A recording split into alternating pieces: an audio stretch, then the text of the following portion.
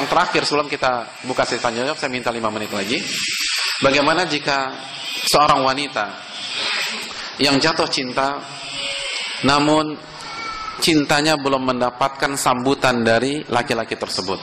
Nah, ini kan kendala. Kalau laki-laki yang jatuh cinta, mungkin step-step di atas simpel, khususnya ta'aruf ya. Saya tidak bahas kontak langsung karena proses secara langsung itu dibahas di sesi ta'aruf kemarin. Jadi pembahasan kali ini membahas apa yang tidak dibahas pada pertemuan yang sebelumnya. Karena ini wedding series, kita masih punya 3 pertemuan lagi. Maka ini berseri. Jadi terus kapan ketemunya, kapan pendekatannya, itu pembahasannya di ta'aruf dan sudah kita bahas.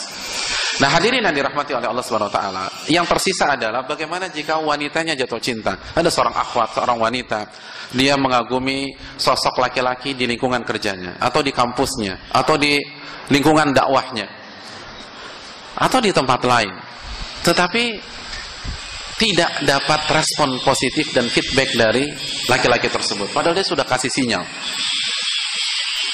Dia berharap laki-laki itu yang jemput bola, tapi tidak ada tanggapan. Laki-lakinya sibuk dengan dunianya, sibuk dengan urusannya, dan tidak ada tanda-tanda melangkah kepada dirinya. Apa yang harus dia lakukan? Hadirin yang dirahmati oleh Allah Subhanahu wa taala, tidak ada yang lebih baik dalam masalah ini kecuali kisah menikahnya Nabi SAW dan Khadijah. Itu yang terbaik. Oleh karena itu ulama mengatakan caranya adalah dengan jemput bola. Sampaikan keinginan kita kepada laki-laki tersebut. Dan yang terbaik sebagaimana yang dilakukan Khadijah, jangan langsung, tapi melalui orang yang kita percaya. Dalam riwayat Khadijah mengutus salah satu sahabatnya untuk berbicara dengan Nabi SAW. Jadi Khadijah sudah terpikat, tapi Muhammad tidak pernah melangkah lebih jauh dari hanya sekedar berbisnis. Jadi Nabi Muhammad tidak ada niatan ke Khadijah untuk menjadikan beliau sebagai istri. Maka Khadijah mengutus salah satu sahabatnya untuk berbicara dengan Nabi SAW, menyampaikan keinginannya. Dan lihat bagaimana sahabat Khadijah. Di antara riwayat tentang masalah ini, sahabatnya Khadijah menyatakan begini, "Wahai Muhammad, saya melihat engkau sudah pantas untuk menikah. Sudah 25 tahun, sudah matang, kecerdasan emosionalnya sudah bagus. Kenapa nggak nikah? Anda sudah layak nikah." Lalu setelah disampaikan hal-hal tersebut, dan sahabat Khadijah melihat respon yang positif, ternyata Muhammad tertarik juga ingin menikah. Lalu sahabatnya tersebut, kalau saya, engkau tuh sudah pantas untuk menikah. Dan dari seluruh wanita di kota Mekah yang ada, saya tidak melihat ada yang lebih layak kecuali Khadijah. Karena dia cantik, dia dewasa, dia dermawan, dia kaya, dia punya status sosial yang bagus seperti kamu. Dan kalian berdua sangat serasi.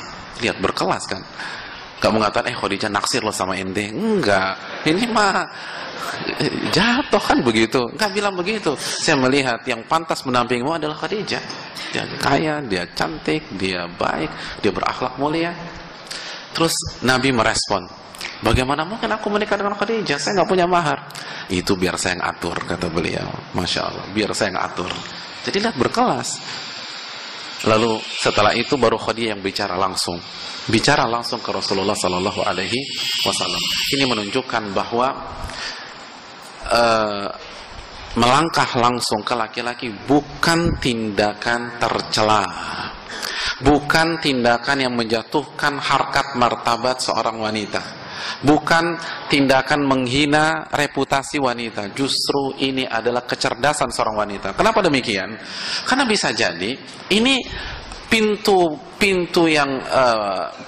gerbang itu bisa terbuka dengan cara kita maju. Karena bisa jadi, hadirin sekalian, laki-laki itu tertarik dengan kita, tapi dia nggak kepikiran nikah sekarang. Atau bahkan sebaliknya, dia sudah hopeless atau dia pesimis, kayaknya nggak mungkin ya saya dapetin si wanita tersebut. Padahal si wanita menunggu langkah-langkah konkret dari dia. Atau laki-laki itu ingin study, ingin belajar dulu, ingin kerja, dan belum kepikiran untuk menikah pada waktu dekat.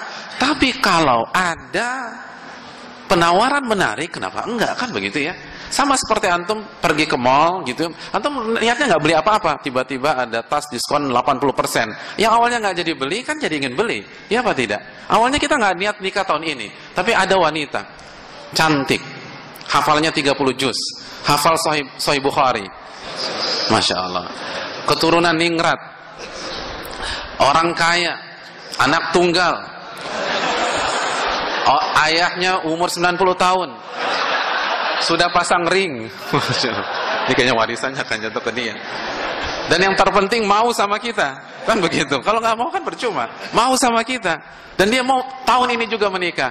Orang kan akan berpikir ulang. Yang awalnya nggak mau nikah, yang ingin awalnya mau studi, jadi oh kalau begitu saya nikah aja dulu. Kan begitu logika sederhananya. Jadi jangan sia-siakan kesempatan di depan mata. Apalagi laki-laki yang soleh ini jarang dan langka sekali. Jadi kalau kita melihat ada laki-laki soleh, tidak ada salahnya kita maju duluan. Tapi dengan elegan, dengan terhormat, dengan berkelas, jangan dengan cara kampungan. Lihat bagaimana Khadijah mengatur komunikasi dengan Nabi SAW. Dan tapi kalau ditolak gimana Ustaz? Kalau dia ketawain saya gimana? Justru inilah salah satu cara menguji seperti apa kesolehan dia. Kalau dia laki-laki yang soleh, dia berakhlak mulia, dan dia ngerti agama, dia tidak akan melecehkan kita. Kalaupun dia tolak, dia akan tolak secara terhormat atau elegan. Kalau dia ketawain kita, ini adalah sinyal dan tanda dari Allah, dia bukan orang yang terbaik. Karena dia nggak ngerti agama. Kalau dia ngerti agama, hanya secara teori saja. Buktinya dia tidak menghargai seorang wanita yang sedang mengamalkan sunnah Nabi SAW. Seorang wanita yang sedang mengamalkan sunnahnya Khadijah radhiyallahu ta'ala anha. Wanita terbaik adalah Khadijah, kata Nabi. Dan ini sunnahnya. Oleh karena itu, ini kesempatan. Jadi, kalau menurut saya itu nggak ada resiko. Kalaupun direspon dengan cara tidak baik, ini bukti bahwa dia tidak baik untuk kita, dan bersyukurlah kepada Allah Subhanahu Wa Taala. Dan kalau dia laki-laki yang baik, diterima atau tidak, kita akan pulang dengan kepala tegak. Karena dia tidak akan menghinakan kita, dia akan menghormati kita, dia akan mengakui kehebatan, keberanian kita, dan seterusnya. Dan saya rasa pembicaraan tentang masalah ini itu tidak setabu 10 tahun yang lalu, kan begitu ya. Karena wanita-wanita sekarang, luar biasa keberaniannya, agresivitasnya, dan seterusnya. Betul banyak cewek nembak cowok sekarang. Jadi kalau yang maksiat saja banyak wanita yang nekat, kenapa yang sunnah ini nggak berani? Ya tidak, banyak pacaran cewek nembak cowok, cewek yang kasih coklat, cewek yang kasih bunga, cewek yang telepon-teleponin, kasih pendekatan yang sangat agresif. Itu maksiat, itu zina. Artinya zina tangan, zina pikiran, dan seterusnya. Kalau mereka bisa untuk hal-hal yang zina tersebut, kenapa orang yang ingin mengikuti sunnah wanita terbaik Khadijah sebagaimana penuturan Nabi SAW itu kita ragukan atau kita rendahkan?